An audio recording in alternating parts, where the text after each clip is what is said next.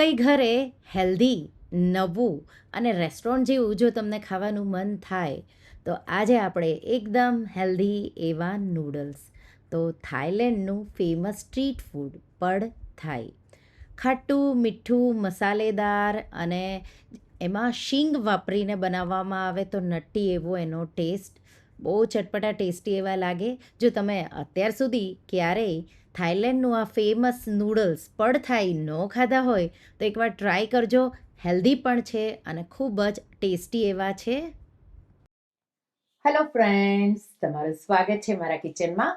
જો તમે ક્યારેય થાઈલેન્ડ ગયા હોય અને પડથાઈ જો ક્યારેય ખાધું હોય તો આજે આપણે બનાવીશું ઘરે જ એકદમ થાઈલેન્ડ જેવું પડથાઈ. ખાટું, મીઠું, નટ્ટી, ચટપટું, ટેસ્ટી શાકભાજીથી ભરપૂર એવા પડથાઈ. જો તમને મારી રેસિપીઓ ગમતી હોય અને હજુ સુધી ચેનલને સબસ્ક્રાઈબ ન કર્યું હોય તો સબસ્ક્રાઈબ કરજો અને બાજુમાં આપેલી ઘંટી દબાવજો એટલે નવી નવી રેસિપીના નોટિફિકેશન આવે. આ રેસિપીથી 4 લોકો માટે આપણે આ નૂડલ્સ બનાવી રહ્યા છીએ. સૌથી પહેલાં નૂડલ્સની વેરાયટી. પડથાઈ હોય એમાં ચોખાના નૂડલ્સ એકદમ હેલ્ધી અને બહુ ટેસ્ટી એવા નૂડલ્સ લાગે છે. તો આ રીતે ઇઝીલી તમને ગ્રોસરી સ્ટોરમાં કે તમે ઓનલાઈન પણ એને ઓર્ડર કરી શકો, મળી જશે. 200 ગ્રામ જેટલા લેવાના છે. 1/2 ટીસ્પૂન જેટલું મીઠું અને ઉકળતું ગરમ પાણી ઉમેરી ઢાંકી 7થી 8 મિનિટ જેવું, તો ટોટલ મેં અહીંયા 10 મિનિટ જેવું એને આ રીતે ગરમ પાણીમાં રાખ્યું છે. સાથે આંબલી પલાળવાની છે, તો 2 ટેબલસ્પૂન જેટલી આંબલીમાં અડધો કપ જેટલું ઉકળતું ગરમ પાણી, સાથે એમાં 2 ટુકડા ગોળના અને મીઠું 1/2 ટીસ્પૂન જેટલું ઉમેરી દઈશું અને એને પણ આપણે સાઈડમાં પલાળવા માટે મૂકી દઈશું. ત્યાં સુધીમાં આપણે બધા શાકભાજી રેડી કરી લઈશું. 3 કલરના બેલ પેપર, તો પીળું કેપ્સિકમ, લાલ કેપ્સિકમ અને ગ્રીન કેપ્સિકમ, તો આ રીતે એના પાતળા પાતળા સ્લાઈસ કરી રેડી કરી લઈશું. સાથે સૂકી ડુંગળી અને લીલી ડુંગળી. તો જો સૂકી ડુંગળી એક વાપરવાની, એનાથી સારો એવો ટેસ્ટ આવે અને વધારે તો લીલી ડુંગળીનો ઉપરનો ભાગ જ વપરાય છે. આ રેસિપીમાં મશરૂમ પણ વપરાય છે, તો મશરૂમ જો તમે ખાતા હોય તો લેવાના, નહીં તો સ્કીપ કરવાના. સાથે બીન્સ સ્પ્રાઉટ્સ યુઝ થાય છે પણ ઇન્ડિયામાં ઇઝીલી અવેલેબલ નથી એટલે મેં ઉગાવેલા મગ લીધા છે. લીલી ડુંગળીનો ઉપરનો ભાગ અને પાનને પણ આ રીતે ચોપ કરી રેડી કરી લઈશું. સાથે અહીંયા જો લાલ કોબી હોય તો રેડ કેબેજ એ પણ લઈ શકો અને બ્રોકલી હોય તો એ પણ લઈ શકો. વેજીટેબલનું પ્રમાણ તમારા ઘરમાં જે રીતે ફાવતું હોય એ રીતે વધારે લેશો તો વધારે સારો ટેસ્ટ આવશે. નૂડલ્સ એકદમ સારી રીતે તમે જોઈ શકો છો. તો 10 મિનિટ જેવા મેં પાણીમાં રાખ્યા. હવે જ્યારે બનાવવા હોય ત્યારે જ તમારે નૂડલ્સને આ રીતે ચારણીમાં કાઢવાના. થોડું તેલ ઉમેરવું હોય તો ઉમેરી શકો, પણ આ નૂડલ્સમાં જરૂર નથી. ડ્રાય ન થાય એટલા માટે જ્યારે તમારે એનો વઘાર કરવો હોય ત્યારે જ કાઢવાના છે. હવે સ્પેશિયલ સોસ માટે આંબલી, ગોળ અને મીઠાવાળું જે પાણી છે એને મસળી આ રીતે મેં એક બોલમાં લઈ લીધું. એમાં આપણે સ્વીટ ચીલી સોસ, તો સ્પેશિયલ એનો સોસ આવે છે, શિરાચા સોસ કરીને કહેવાય, એ હોય છે પણ બધા પાસે ન અવેલેબલ હોય એટલે મેં સ્વીટ ચીલી સોસ લીધો. સાથે ટમાટો કેચઅપ 2 ટેબલસ્પૂન જેટલો, સાથે 2 ટેબલસ્પૂન જેટલો સોયા સોસ. અહીંયા સ્વીટ ચીલી સોસ કે તીખો ચીલી સોસ સાથે ટમાટો કેચઅપ બધું બેલેન્સ કરી ઉમેરવાનું છે. સોસ વધારે સારો એનાથી જ બનશે. તો એકદમ સારી રીતે બધું મિક્સ કરીશું. અહીંયા તીખું બનાવવું હોય તો ચીલી સોસનું પ્રમાણ વધારે લેવાનું.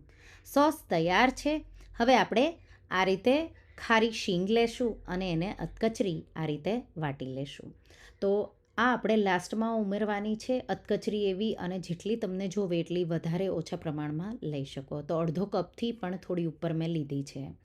હવે નૂડલ્સના વઘાર માટે આ રીતે વોક લેશું અને ગેસની ફ્લેમ હાઈ રાખીશું. 2 ટેબલસ્પૂન જેટલું તેલ ઉમેરી દઈશું અને એકદમ ગરમ થઈ જાય એટલે 1 ટેબલસ્પૂન જેટલું ઝીણું ચોપ કરેલું લસણ, 1 લીલું મરચું આ રીતે વચ્ચેથી કટ કરી ઉમેરીશું અને હલકો કલર એનો બદલાય ત્યાં સુધી સાતળવાનું. સાથે ડુંગળી જે ચોપ કરી છે 1/2 જેટલી એ ઉમેરી દઈશું.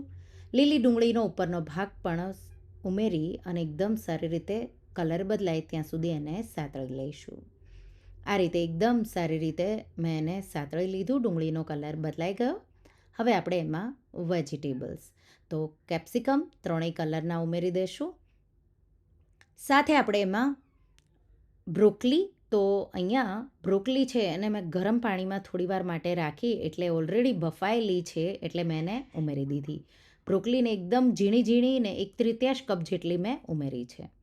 સારી રીતે મેં સાતળી લીધું. હવે સ્પ્રાઉટ્સ, તો એને પણ મેં થોડીવાર માટે ગરમ પાણીમાં બોળીને રાખ્યા હતા, એટલે સોફ્ટ થઈ જાય અને પછી માત્ર સતળાય એ રીતે તમારે એનો વઘાર કરવાનો. એકદમ સારી રીતે 2-3 મિનિટ જેવું થવા દીધું. હવે 100 ગ્રામ જેટલા પનીર કે પછી ટોફુના ટુકડા સાથે લીલી ડુંગળીના પાન ઉમેરીશું. મિક્સ કરી 1-2 મિનિટ જેવું સાતળી લઈશું. તો આ રીતે શાકભાજીથી ભરપૂર એવું થઈ ગયું. અહીંયા કોબી પણ તમે ઉમેરી શકો.